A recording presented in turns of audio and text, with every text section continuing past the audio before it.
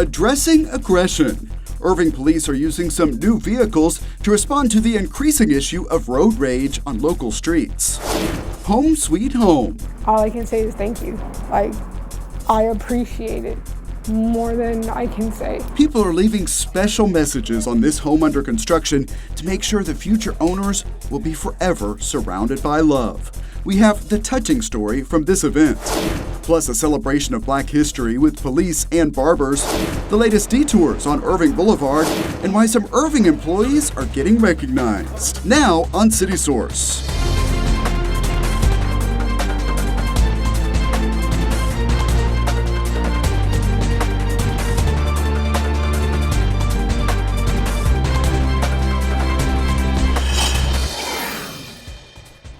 With work at Williams Square Plaza in the final stages, we are hearing about plans to reopen the Mustang Museum. Hello and welcome to City Source. I'm Thomas Gandy. Details on that in a few minutes. First, Irving saw another round of winter weather. Ice was the main concern this time around, with slick roads creating hazardous conditions. That kept city teams very busy. The Irving Police Department reported about 200 calls for service related to the icy weather. Most were car accidents. The fire department responded to more than double the number of wrecks as a typical day, and overall a 20% increase in responses. The city's Office of Emergency Management and Streets Division also played big roles during the challenging weather. From bone-chilling cold to something guaranteed to warm your heart. Construction is moving quickly on the home for U.S. Navy veteran Luisa Velez. It's a home made possible through the nonprofit Operation Finally Home. But before the next stages of construction, people turned out to offer some heartfelt messages that will forever be part of that home. It was the surprise of a lifetime. Welcome to your future home. Thank you. Luisa Velez found out she will receive a mortgage-free home. Hi. Now, 4 months later, she and her son Spencer are here to see the progress. I come and I sneak and I peek all the time. But there is something extra on this visit. You just want me to cry, right? Heartfelt messages of gratitude, encouragement, and love are all around this home. I just wish that the home is filled with love, joy, peace, and laughter. I just wanted to wish the Velez family a lifetime of happy memories in their new home. This Notes of Love event is a tradition for Operation Finally Home. We have a mission to provide custom-built mortgage-free homes as well as home modifications to America's wounded, ill, and injured veterans.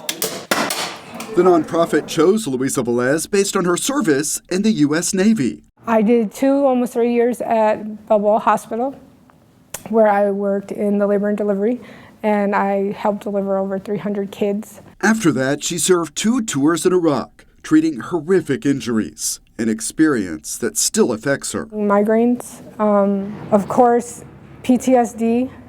I believe that no one can come back from war and not have PTSD. We see too much, we do too much. What did you write? I wrote, thank you for your service, and then I said, welcome home, may you find daily joy and love here. This is one of my favorite events. Some of these messages come from across the country, and more come from the many local partners making this home possible. May this home be a place of happiness, laughter, health and safety, contentment, generosity, and hope. I think it shows you the heart of Irving. I think that's in Irving's DNA, so to speak, so to honor those vets when they come out, to help them out when we can. And I was telling your councilman earlier, cities just don't do what Irving is doing. The city of Irving donated the lot for this home. You guys have set the bar high for other places around the country, and we let them know that. Retired Army Major Eric King added his message to the home and shared his unique experience. I still feel like there's no way I can do. Yeah, I can't repay them. I'm going to forever be in their debt. Wow. Major King was the first to receive a home in Irving from Operation Finally Home. Wow. And it was preceded by a Notes of Love event just like this one. Come in here, this is a room you're really going to like. You still feel this? Oh, yeah. You still feel the hearts in the wall and the messages, right? Very impactful. Very impactful. When friends or family come over and visit, they always say when they come into my home, it's so peaceful and welcoming and calming in here. I said, well, this is my sanctuary. And behind the sheetrock of these walls, there are notes of love, hearts of love. So even when that anxiety kick in, just know that you are in your home with love surrounding you 24/7 by good people who appreciate your service. Yeah, It's always going to be a better day. every day. So what's this room going to be? We're thinking a craft room because he can paint a little bit, I can paint a little bit. And maybe like right here I'll have my desk. You want your desk right there. Luisa Velez and her son Spencer are planning all of the space Bookshelf so I can put up my books. and getting to know the neighborhood. He's excited. He's like, oh, I can walk over here. I can go get McDonald's. I can get Starbucks. I was like, oh, okay. He's got a food plan. But all of that planning stops today. We ask her not to come back until the home is complete. You've been told you can't come back anymore. Yes, I've made a promise, and I plan on keeping it. I do want it to be a surprise. So for now, she is taking the time to read everything. I feel very touched by all of it. There's not any of them that I won't cherish, and every one of them is going to stay on these walls. I'm not taking anything down because I want all of the blessings that everyone put on these walls to be here and protect me and protect him and just keep us grounded. The builder expects to complete this home this summer. I believe that everything happens for a reason, and now I see a whole other future for us now. And that's the part that's like super exciting. Operation Finally Home teamed up with Winston Custom Homes, the Dallas Builders Association, and the City of Irving to make this home a reality. Watch our earlier story with Luisa Velez and our coverage from Major King's home by checking out our Operation Finally Home playlist at youtube.com/the City of Irving. Irving Police are taking new action to combat aggressive driving. As part of the initiative, you may have already noticed a new look on a couple of police vehicles on local roads. Irving Police Officer Robert Reeves is here to tell us more about this. Thanks for being here. Yes, sir. Thank you for having me. Sure. And what is the reason for this new enforcement action on aggressive drivers? So we've seen a lot of calls for service come in of road rage specific types of calls over the last several years. Numerous communities within the North Texas area are dealing with this. Some of these calls for service have been as simple as someone calling in and saying that someone's just yelling at them from another vehicle through the window. But some have escalated to the point of someone pulling out a handgun and or shooting that gun at the other person's car. Across the North Texas area, we have seen some murders that have been related to road rage incidents. Very serious problem then. So tell me about these new vehicles. So the new vehicles are designed with subdued graphics and a different paint scheme than what our normal patrol squad cars look like. The purpose of that is to allow them to blend into the traffic and so that they can see these offenses when they're occurring and hopefully get the word out that the police department is actively looking for people driving with aggression, and we're going to be targeting those individuals with either tickets, arrest, impounding their vehicles. Any of those are possibilities, but we want to mainly try to make our roads safer for everybody to travel down. And this is part of a task force, a regional approach. Tell me what's involved with that. Correct. So Irving, along with Mesquite, Grand Prairie, Dallas Police Department, and Texas Department of Public Safety, formed an aggressive driving task force here about a month ago. This is something that we felt compelled to be a part of, but we had already made decisions in our budget by purchasing and ordering these two vehicles over a year ago and waiting for them to come in to actually start our aggressive driving enforcement unit. And what impact do you hope to have with all of this? So we hope that the roads are safer. We hope that people start driving with a little bit more patience. But more importantly, we're wanting to lower our number of injury accidents and fatality accidents. You know, last year we had 21 fatality accidents. Out of the last 5 years, we're on a 3-year high for our traffic fatality accidents. And most of those are caused by DWI operators, persons who are driving under the influence. But some of that driving is also caused by persons who are exhibiting aggressive behavior and cutting someone off and causing those accidents to occur.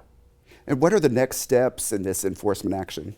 So the next steps in this enforcement action is getting our manpower situated to where we can actually assign the 2 officers that have been chosen to be a part of this unit. The officers driving the regular marked squad cars, or those on the motorcycles, or working the streets in any capacity, are constantly looking for people that are exhibiting this aggressive driving behavior. These two vehicles just help them do it in a better way. An important program to talk about. Thanks for bringing it to our attention, Officer Robert Reeves. Thanks for being here. Yes, sir. Thank you. Work is progressing at Williams Square Plaza, the home of the Mustangs of Las Colinas. During our most recent visit, we saw a lot more of the plaza taking shape. Among the most noticeable changes, crews planted some large trees to provide shade. The goal of all of this is to make the space more inviting by adding green space, tables, and more. By the time all of that work is complete in just a matter of weeks, the city hopes to have the Mustang Museum ready to reopen. It has been closed for about 3 years. Irving City Council just approved leasing space for the museum. It will feature the history of the Mustangs, a display of other works by artist Robert Glenn, and serve as a visitor center. So many people, when you talk about Irving, the Mustangs is what they say. That's what they know is here. Even if they haven't been here, they know that's the largest equine statue in the world. And so to have a visitor center to push people back out into Irving, to introduce them to things like Jackie Townsend Bear Creek or the Ruth Payne House, or the fact that we have the Irving Archives and Museum now, or even the Art Center, to just be that spot that everyone comes together at and gets pushed back out into our city. The Mustang Museum will be located in the East Tower of Williams Square.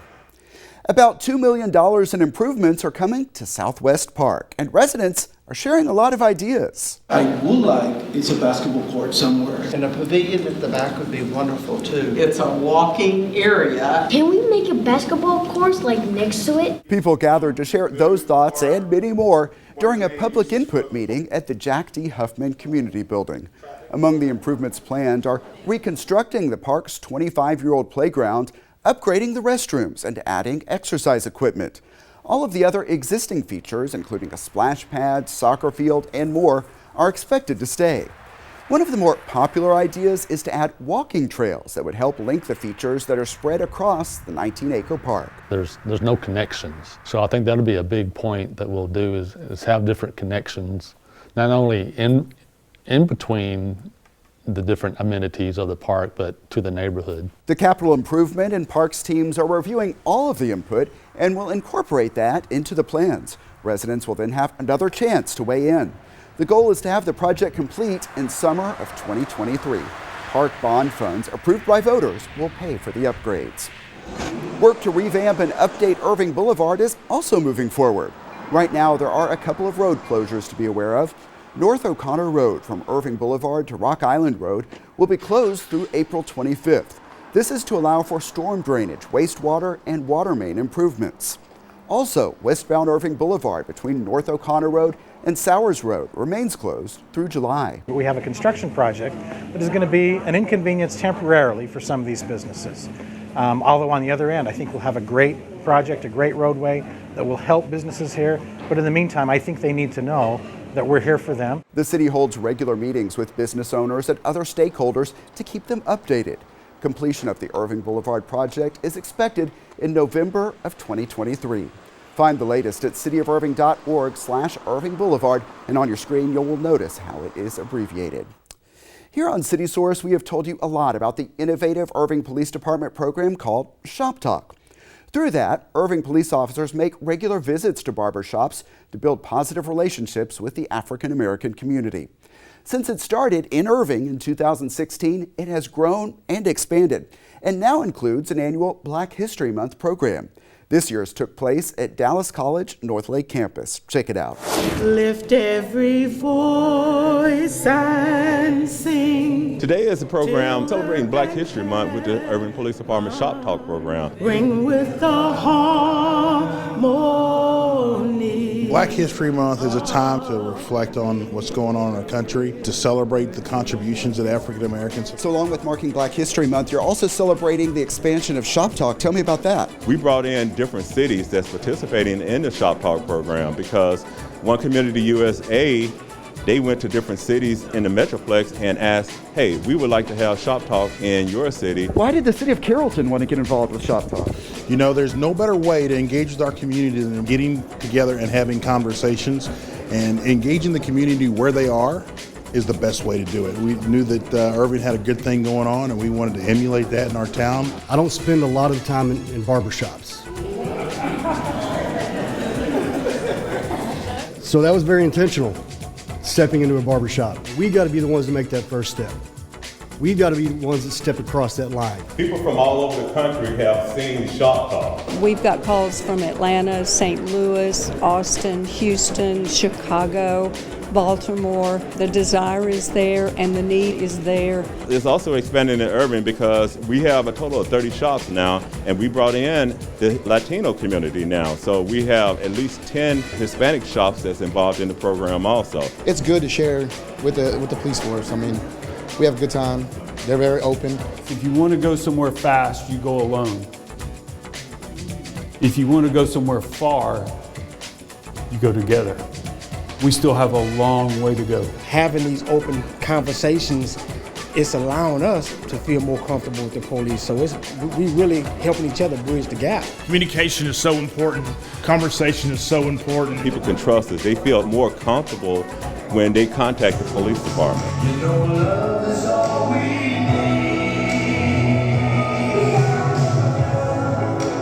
What can we do about what's going on in the world? And the answer is right here. It starts locally. This is helping everything, helping us come closer to one another. Here's one more note on that. Officer Plunkett says he's been continuing to talk with the U.S. Justice Department. That agency honored him a few years ago, and he hopes the ongoing conversations will help the program grow nationwide. There are so many people who work hard for the city of Irving to provide the best services for residents. With that in mind, the city recognizes exceptional employees through an annual program. Mark Fine was at City Hall to meet this year's recipients. It was lights, cameras, and smiles at Irving City Hall as this year's exceptional employees received their awards and got their pictures taken to mark the occasion. And that's what we're here to recognize today is those employees, our exceptional employees of the year that have just had an outstanding impact, and just to recognize them, to say thank you for all that they've done. I'm honored. Me personally, I don't think I deserve any type of entitlement such as this, but it feels good to know that they at least observe the efforts that are made on a daily basis. It just makes you feel good and just makes you feel a little bit extra special for all the work and all the hard work that you do each day. Now, another reason this award has extra special meaning is the recipients were nominated and voted on by their peers. It's really important not only for us as supervisors to be able to recognize that, but when it's the peers, it makes it even that much more special. Knowing that some of my coworkers that I work with, we all, work together, but knowing that they value the work that I do for the city and how that corresponds with the residents, it was really awesome. City employees are, by definition, working for others, not for honors or accolades. But it is always nice to know your hard work is appreciated. For City Source, I'm Mark Fine. And here is the full list of employees selected this year. City Council recognized them at a recent meeting. They were selected based on examples that show their commitment to the city's mission, vision, and values. The City of Irving is testing a service residents can use to report concerns. Through this pilot program, people can report non-emergency issues such as loose dogs, water leaks, and more. To get started, go to cityofirving.org/report-a-concern. Enter your info and it will go to the appropriate city department. You will also receive a follow-up survey to share your thoughts on the process. Here is a free program for parents with creative kids. The Irving Arts Center offers Second Sunday Fun Day. Each month features a different theme and artists to guide projects. Then there are always supplies available for children interested in pursuing their own craft projects at the event. Art making. So they can come here and make the mess. So a lot of kids may not have the paint at home, or the parents don't want the mess of paint or glitter at home, and they can come here and do it. And they can leave the mess and we clean it up. The March session will feature the Irving Quilt Guild. It is on March 13th and families can drop by anytime between 1 and 4. Again, it's all free. The city is kicking off a monthly entertainment series at the newly expanded Heritage Park. It's called On Stage at Heritage, and events are scheduled through September. It all gets started with music. Chaz Marie will perform on Friday, March 11th at 6:30 p.m. We're told she will perform a fusion of country, R&B, and rock. On April 8th, there will be Trivia Night. If you're going, plan to bring a blanket or lawn chair. Later months will offer movies, comedy, classic cars, and more. Find the full listing at irvingevents.org. Girls aged 12 to 18 are invited to attend an event designed to build character and confidence, along with developing life skills.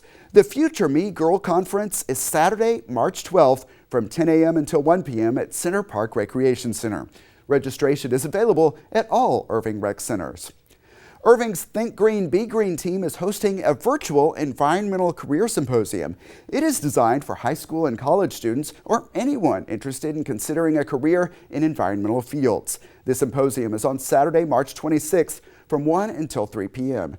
Register at cityofirving.org/begreen. Keep Irving Beautiful is encouraging people to participate in the Don't Mess with Texas Trash Off.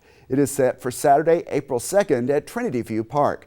Registration is open now at cityofirving.org/KIB. Keep Irving Beautiful will provide all of the supplies and a free lunch afterward. Crisis Ministries will also collect canned food donations at that event.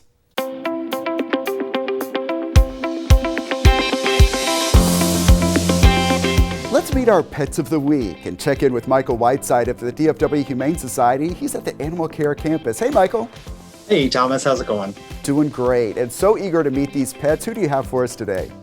So today we've got two amazing big dogs again. First up is going to be Rocky. Rocky is about 1.5 years. He is a cattle dog pit mix.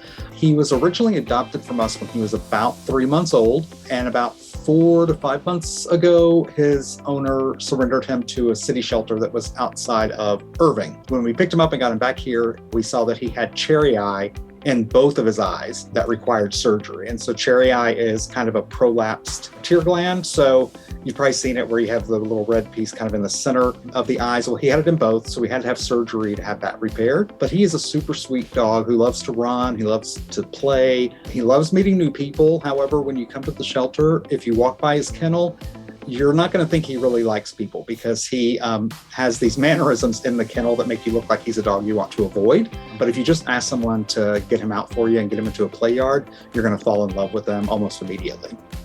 Yeah, and another one to maybe fall in love with is Buck. And Buck we've met before, but he didn't get adopted, so let's give him another chance to find a home.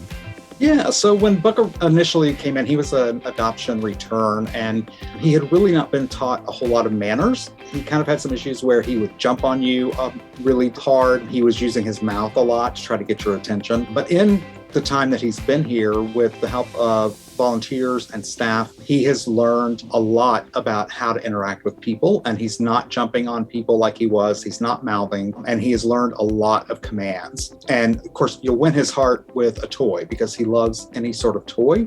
So we're just waiting for someone to come along and give him an opportunity to really thrive in a home, because he really has learned a whole lot and come a long way since he first came back to us. Yeah, and the success you describe with Buck really serves as a testimony to the work of the volunteers there. Are you looking for more volunteers right now? We can always use volunteers, and right now, especially since kind of things are sort of opening up again, and so many volunteers, kind of stepped back during the whole pandemic. And for us, all people need to do is register on our website. Once you register, we do have a $25 fee, which helps cover the cost of the t-shirt and some other supplies. Once you do that, we have online orientation still, so you'll get an email with the dates and times for that. Once you've done the online orientation, you can schedule times to come in and meet with experienced volunteers that'll show you pet handling and other things around the shelter. And for our volunteers, we really just want people to enjoy their time here. So we don't really put any requirements as far as number of hours to do each month or specific tasks. We want everybody to kind of do what fits their skill set the best and fits their schedule the best. Yeah, helping pets find home, that is such a valuable way to spend time. And as you described with Buck, it really does make a difference. Definitely. All right, Michael Whiteside at the Animal Care Campus, DFW Humane Society, thanks so much. Thank you. And the Animal Care Campus is located at 4140 Valley View Lane. Check out the websites on your screen for hours and to see more adoptable animals. Volunteers are planting trees to replace those lost in the 2021 winter storm. See their work next time on City Source. And the nonprofit Brighter Tomorrows sustained a lot of damage in that 2021 winter storm. We are paying a visit to see how the agency has recovered. And some kids are building their athletic skills and having fun on a ninja course set up at Irving Rec Centers. All of that and much more next time on City Source. Remember, you can always email us your thoughts on our stories. The address is ictn@cityofirving.org. Also find us on YouTube. Our channel is at youtube.com/thecityofirving. We recently topped 10,000 subscribers. Help us get to 20,000 and beyond. And while you're there, keep in mind that we always appreciate the likes and positive comments. And that's it for this edition of City Source. Thanks for watching. Stay healthy, and we'll see you next time.